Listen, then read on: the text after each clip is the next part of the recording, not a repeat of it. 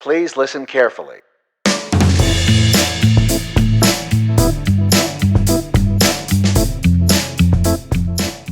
Hey guys, it's Max back with another video. This one's a little bit different. This is actually going to be my first vlog video that I've ever made. At least anything tech related. I've done some like family stuff like that, but it's 5:50 in the morning. I'm waiting for a Uber to show up to give me a ride to the airport, and I'm heading out to a Sony press conference. We'll see how this video goes out. It's gonna be my first time going to New York. I still have a bunch of editing to do, so I'm gonna be in the hotel editing along with the plane, but you know, hopefully it's gonna be enjoyable, and hopefully we'll see some really cool new lenses are gonna come out, and my biggest hope is we're gonna see an A7000 with 4K recording. Alright, so I'm at the airport now. I'm a little bit more awake. Sorry if I was talking gibberish earlier, but just waiting for a flight to get ready. And I guess I'll show you guys what I'm editing on. A lot of you guys probably won't believe this, but yes, it is the famous one-port MacBook. There's a little, you can see it, the USB Type-C. I actually don't own a laptop at this time because I usually am at my office editing. I don't really do this type of thing very often. So I borrowed this thing from my wife, and it's for all you computer guys out there, 1.1 gigahertz Core M processor. So we'll see how this thing handles vlog editing, 1080p vlog, and some 4K projects that I have to do. Thankfully, I use Final Cut. Thankfully, I use Final Cut, which is a lot better, a lot easier to edit with on slow computers compared to Premiere Pro.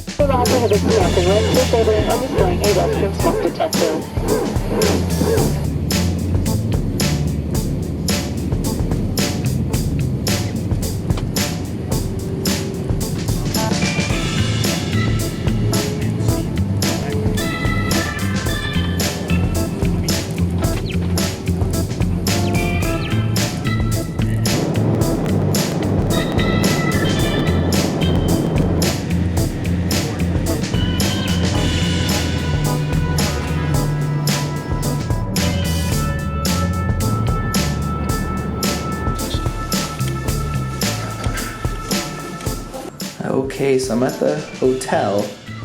This is the elevator. Yes. Very, very cool.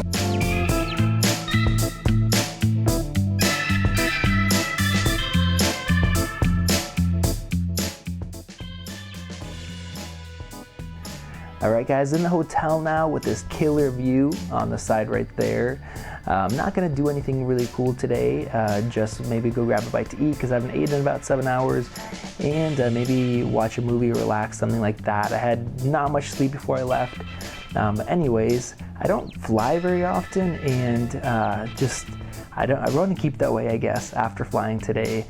Basically, you're just cramped in, and then there was a guy behind me. I felt really bad for the guys behind me, and the guy sitting in the middle, he would not stop talking the whole flight. It was like almost 3-hour flight, and luckily I just put on my headphones and I can, you know, tune them out, but every time I take them off I hear him talking, and I really wanted to turn around and say, hey, you know, these people sitting next to you that you don't know, they're tired of you talking as well. So anyways, it's very interesting to see how different everybody is, different personalities, different people. When you get on an airplane with a bunch of people, yeah, it like really stands out. Habits people have, stuff like that. I wish I could have packed more stuff on this trip.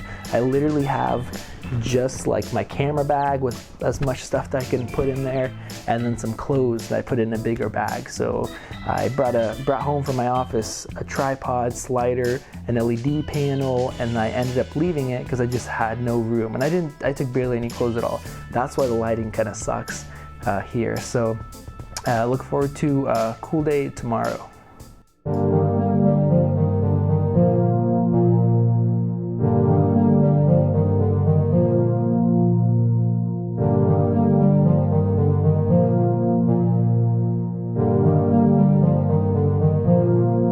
So I didn't really do anything last night, but I watched a long movie and kind of just stayed up till almost about 3, and 7 a.m. rolls around, and with this huge window, can't really keep sleeping. So I guess I'm gonna go with it. So I've been walking for a few minutes, and I have no idea where I'm going. It's actually about 9 a.m. now, which is it would be about 5:50 in Spokane. So it's interesting being up this early. I'd still be sleeping, but yeah, hopefully I'll find somewhere to get some coffee. Usually, being up for a couple hours, I really need coffee already. Maybe it's just the time difference, especially on 4 hours of sleep. So I'll keep moving.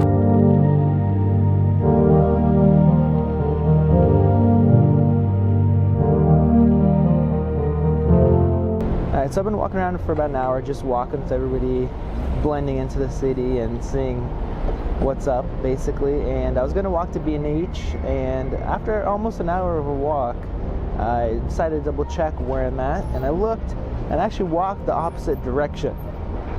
Yeah, that was not fun. So I ended up taking the easy way out, grabbing an Uber, and I think I have B&H behind me. I don't know if you can see it, but I'm going to go check it out.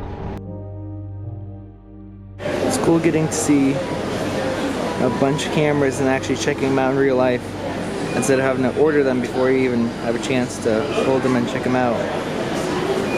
So here is a XC10, and one thing that I noticed after looking at the FS5 is the monitor on the back of this Canon camera is so much better. I know I've complained about the Sony LCDs, that they're not very sharp. They make it harder to manual focus. This thing is a breeze. I mean, the electronic focusing ring, the focus by wire, it's pretty easy. I mean, I'm not trying really hard right now.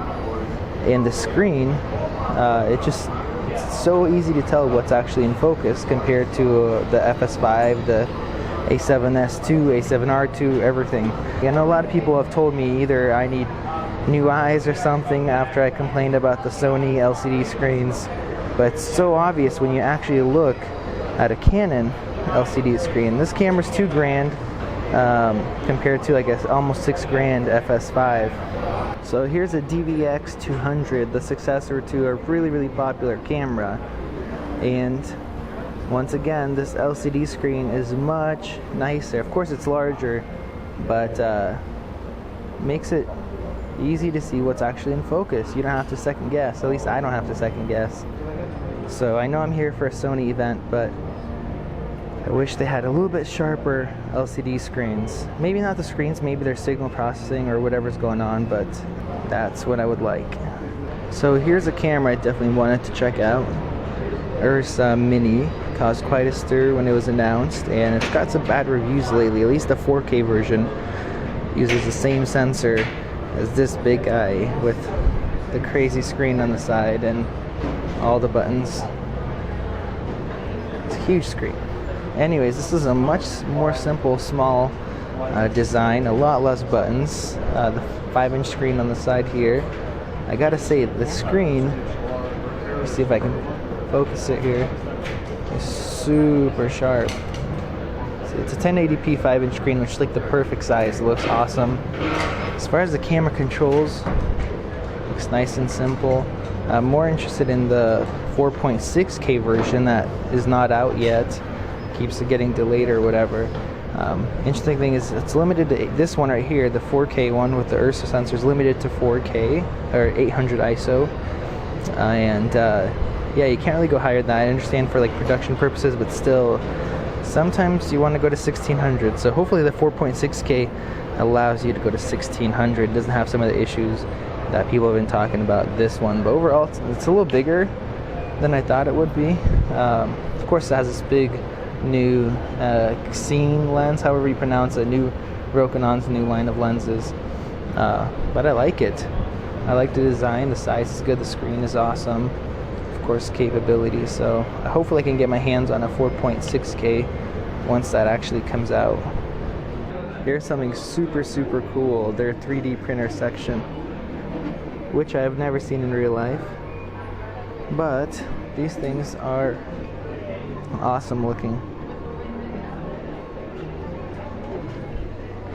There's some really cool stuff here that was printed on a bigger one. For example, this B&H airplane. Might look small, but it's huge. There, you guys saw somebody walk by. And then this thing, this stuff's pretty cool. That is awesome. I don't really do anything like this, so I guess I don't really have a use for a 3D printer. At least not yet. But who knows? Maybe if I had one, I would use it. What is this? Oh, that is awesome. One World Trade Center being built. I don't know if you guys can see it or not. That is very cool. So I spent about 2.5 to 3 hours at B&H, believe it or not. I think the inner camera nerd really came out and wanted to check out everything they had and be able to see some stuff in person I didn't get to check out yet. Where I live, we just have a few camera stores. They're all basically really small with not very much selection. So it's cool to be able to see a bunch of different stuff. So for the Samsung fans out there, those of you who own Samsung, I talked to the little Samsung section there, and I asked the guy how often people actually come in and ask for Samsung cameras. And he said very rarely. Everybody wants Canon, Nikon, stuff like that. So when he's picking up, they had a lot of Sony ads on the walls and stuff. So for those of you out there who are saying, there's lots of Samsung owners, in reality, there's not very many of us Samsung owners, and there's not very many people that actually even want to buy Samsung cameras. Unfortunately, I know there's people that deny that, but that's just the truth. So he said that if Samsung does go out of business, they're going to get bought out by somebody else. There's no way that much tech and all the money behind it would just go to waste. So I guess we'll see what happens.